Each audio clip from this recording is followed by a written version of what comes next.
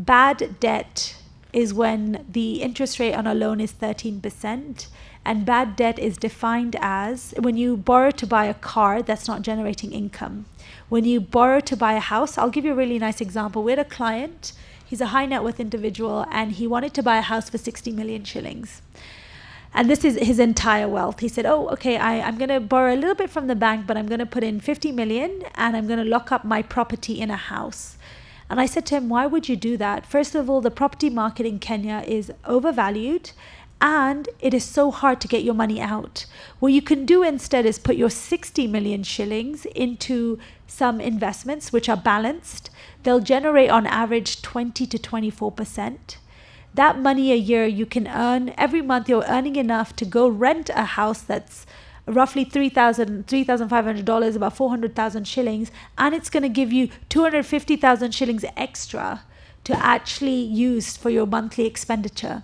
So sometimes thinking about owning an asset, especially now when things are so expensive, is not a smart decision. Eventually, when you save and invest and you get to that big position, you can buy a house because now you have unlimited wealth. But at the beginning, when you're really trying to buy things, I think it makes sense to put it in assets that generate more return.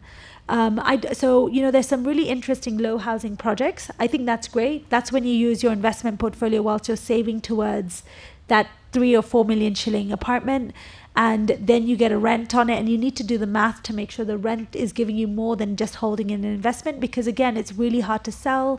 Tenants are annoying.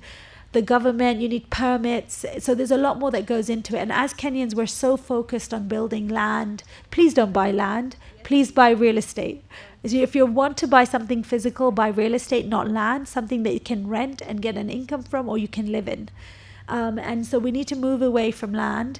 And because the land that you're buying is in areas that is not going to appreciate, the only areas that I think will appreciate are like moving outside of Nairobi, so towards Machakos, this side Kiambu. But if you're buying in Shags, it's not going to appreciate. You're just locking money in.